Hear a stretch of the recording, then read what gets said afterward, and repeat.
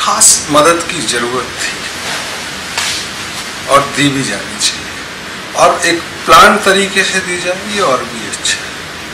किसी भी चीज के 3 तरीके महत्वपूर्ण होते हैं, 3 चीजें बहुत जरूरी होती हैं: स्थान, समय और तरीका। तो अगर पूरे पैकेज को देखें तो स्थान सही है कि बिहार को सबसे ज्यादा जरूरत है, सबसे ज्यादा पिछड़ा है। समय देखा जाए तो चुनाव का है, सारे देश में एक जैसी जरूरतें हैं।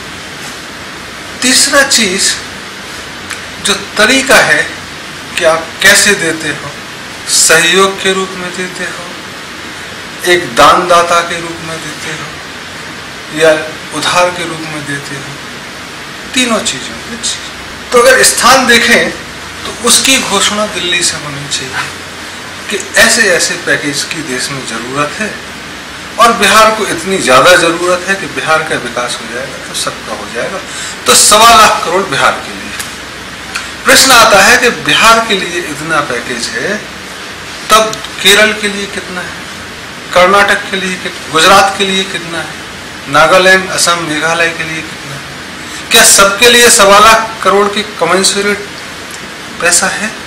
अगर नहीं है तो एक स्टेट को आप किस तरीके से जायज ठहराते हैं? आप 1.25 लाख करोड़ दे दिए और 30 स्टेट हैं तो 37.5 लाख करोड़ तो आपके फिरौती में, सॉरी, फ्री डिस्ट्रीब्यूशन में हो गए, फ्री बीज में हो गए कि ऐसे ऐसे हम बांटेंगे। तब नीति आयोग का क्या मतलब है, जो पहले योजना आयोग हो, तब संसद का क्या मतलब है? तो एक योजना के तहत, एक नीति के तहत ये पैसा दिया जाना चाहिए जो पूरे देश में लगभग एक जैसा विकास हो। और अगर हमको लगता है कि बिहार की ज्यादा जरूरत है तो वह भी हमको कहना चाहिए कि बिहार की ज्यादा जरूरत है। जिस तरीके से दिया गया स्थान पे, ये दिल्ली में घोषणा होनी चाहिए, पहली चीज। दूसरी चीज, जरूरतें पहले बताएं कि आपको इतना इतना डाटा से, इसके हिसाब से हम कैलकुलेट करें कि 1.25 लाख करोड़ बैठता है। आप चुनाव में कहते हैं कि अपराध, अहंकार और भ्रष्टाचार को दूर करने के लिए ये चुनाव हो रहा है, और जब ऐसे कोई भी फ्री भी चुनाव के दौरान दिए जाते हैं तो ये भ्रष्ट आचरण होता है कि आप इसके बदले वोट चाहते हैं, आप इसके बदले कुछ और चाहते हैं, तब आचरण भ्रष्ट होता है। भ्रष्टाचार सिर्फ पैसा लेना देना नहीं है, पूरा आचरण भ्रष्टाचार। दूसरा चीज, समय चुनाव का, बारिश का, तब 1.25 लाख करोड़ आप देते हो चुनाव में तो बाकी स्टेट भी सोचेंगे कि अगर मेरे यहाँ भी चुनाव होंगे तो मुझे भी कुछ पैसा मिलेगा, और अब अगर 5 साल बाद होना तो 5 साल हमको कुछ मिलेगा नहीं, तो मुझे चुनाव तक इंतजार करना पड़ेगा कि मेरे स्टेट में सड़क के लिए पैसा मिले, मेरे स्टेट में पावर प्लांट के लिए, गैस के लिए, फार्मर वेलफेयर के लिए और तमाम मदों में जिसमें पैसा दिया गया वो मिले। तो चुनाव आएंगे तो, और चुनाव आए और मेरी सरकार अगर प्रदेश में उसी तरह की हुई जैसी केंद्र में है तो शायद मुझे ना मिले। इसके लिए विरोधी सरकार होनी चाहिए जिससे वह दिया जाए, दिखाए कि हम तुमको देखो ज्यादा तुम्हारे खैर ख्वाह है बजाय तुम्हारी वर्तमान सरकार के। तो अगर एक जगह इस प्रदेश में वही सरकार है जो केंद्र में है तो उसको इतना पैसा नहीं मिलेगा, तो बड़ी नाइंसाफी हो गई जिसने केंद्र और प्रदेश में एक सी सरकार चुनी। तो उनके ही पार्टी के लोग बड़ा बुरा मानेंगे कि यार दूसरों को तो इतना पैसा दे रहे हैं और हमको आप दे नहीं रहे। तीसरा चीज जो मुख्य है कि आप जब पैसा देते हो तो हाथ ऐसे करके दे रहे हो तो भीख लगती है। आप ऐसा कहते हो 50 चाहिए, 60 चाहिए, 100 चाहिए, बोलो कितना चाहिए, तो आप अपना अहंकार को तुष्ट करते हो और दूसरी तरफ आप बोलते हो कि आप सेवा के लिए। अहंकार की बातें और सेवा की बातें विरोधाभासी होती है, और जब आप अहंकार पूर्ण देते हो तो सामने वाले को भिखारी का दर्जा देने की कोशिश करते हो। आप अपने ही देश में अपने ही लोगों को भिखारी बनाने की बात करते हो। दूसरी तरफ आप कहते हो कि सबसे बड़ा पद सबसे बड़ा सेवक है, तो दोनों को एक साथ कैसे रखो? यह आप पे भरोसा टूटने के लिए महत्वपूर्ण कदमों में होता है कि लोग आप पे भरोसा छोड़ें। कि कब आप पलटी मार जाओ भरोसा नहीं, कब दादागिरी से बात करो, कब हाथ जोड़ो। फिर आप सहयोग दे रहे हो तो सहयोग की बात कि भाई 1.25 लाख करोड़ है, इस तरह से मैंने सोचा है, सरकार ने ऐसे ऐसे योजनाएं बनाई हैं और आप बहुत सालों से कुछ नहीं मिला है, तो हमने सोचा कि सबसे ज़्यादा कोशिश करते हैं देते। और हम बिहार की जनता से आग्रह करेंगे कि इतने पैसे में चीज़ें व्यवस्थित रखें, कम पड़ेगा तो हम कोशिश करेंगे और देने की, और हो सकता है कि तुम इसमें से कुछ अच्छी तरह से प्रबंधन करो तो और काम भी कर सकते हो।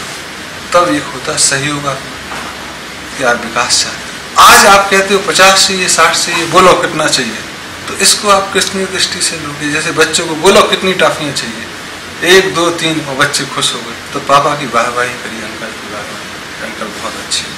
और आप इस छद्म प्रशंसा से प्रसन्न होकर चले गए, ये बचकानापन होता है जो एक महत्वपूर्ण पद पर बैठे हुए लोगों को शोभा नहीं है। और कम से कम उस देश के लिए जहाँ एक गरिमा रही है, जिसका आप गुणगान करते हैं विदेशों कि 5000 वर्षों की, 10,000 वर्षों की हमारी सभ्यता है, तो उसके मुखिया के लिए कतई शोभा नहीं देता है कि इस तरह से सहयोग को बांटे कि अपना सहयोग ही भीख जैसा लगे। और फिर कुछ लोग विरोध करें कि बोली लग रही है, तो उनका कहना ठीक है, उन्होंने उस दृष्टि से देखा कि आप हमारी बोली लगा रहे हैं, हमको खरीदने आए हैं क्या, ये रिएक्शन ठीक है। ये बहुत संभले हुए रिएक्शन है। जनता में अगर आप किसी को कितना चाहिए बोल, तेरी औकात कितनी है, सीधी बात है, हमारी औकात उससे ज़्यादा देने की, तो आप दूसरे के अहम को भी ठेस पहुँचाओ। और जब मुखिया लोग ऐसा करते हैं, बड़ी अजीब बात है, जिनसे एक सब शालीन गर्मामय उपस्थिति का वह लोग सोचते हैं जो इंटेलिजेंसिया है, तो उनको अफसोस होता है कि शायद हमने कुछ गलती करी। जनता खुश हो सकती है जिसको कुछ नहीं, क्योंकि वो तुम्हारी तरफ देख ही नहीं रही, उसको 4 पैसे मिल गए, ठीक है। अब बाकी पैसे की बात अगर करें तो बहुत सारे पैकेज इस देश में, लेकिन प्रबंधन न होने के कारण वो गटर में ही बह गए। कुछ रोडें बनी, कुछ क्वालिटी आई, बाकी चीज़ें एज इट इज हुई। जनता का विकास, जगह का विकास सिर्फ पैसे से नहीं, पहले उनका मनोदशा तो देखो कि उनकी ज़रूरतें क्या है। तो बिहार में देखोगे कि प्रायोरिटीज क्या है, रोड है या न्याय व्यवस्था है, फार्मर्स वेलफेयर है या बाढ़ और सूखा राहत है, इंडस्ट्रीज है या एजुकेशन है। तब प्रायोरिटीज करना होगी कि बिहार की मानसिकता है क्या। तो आप एक ऐसे प्रदेश से आते हो जहां पर लोग व्यापार करते हैं, तो आपको लगता है कि लोग व्यापार करेंगे तो चीजें ठीक हो जाएंगी। एक बहुत पुरानी घटना है, भारत में एक ही फील्ड मार्शल हुए, मानक शाह। तो मानक शाह जिस भी स्टेट जाते थे उसी में भाषण देते थे। तो एक बार वो गुजरात गए और उन्होंने जो भाषण दिया वो 2-3 लाइनें जितनी मुझे याद है, उन्होंने कहा कि क्षमा करना, मैं गुजराती में नहीं बोल पा रहा, हालांकि मैं जिस भी प्रदेश जाता हूँ उस प्रदेश की भाषा में ही लोगों को संबोधन करता हूँ, और ये भाषा हमको हमारे सैनिकों ने सिखाई है जो वहाँ से आए। अफसोस की बात है कि गुजरात से कोई था नहीं और गुजराती में सीख पाए। तो गुजरात में अगर तुम कहो कि सेना में भर्ती हो जाओ तो उनको तमाचा जैसा लगेगा कि उनमें एक दूसरे तरह की क्षमता है जो व्यापार को दुनिया तक पहुंचा सकती है। बिहार में एक दूसरे तरह की क्षमता है जो पिछले 3-4 हजार वर्षों में, चाहे प्रशासन की हो, चाहे शक्ति की हो, चाहे ज्ञान की हो। जानकी जी वहाँ पैदा हुए, रावण का अहंकार खत्म करने के लिए जिस जमीन पे जो पैदा होता है उसका महत्व होता है। तो उस जमीन में राक्षस राज खत्म करने की सामर्थ्य। और लेटेस्ट गुरु गोविंद सिंह भी वहीं हुए।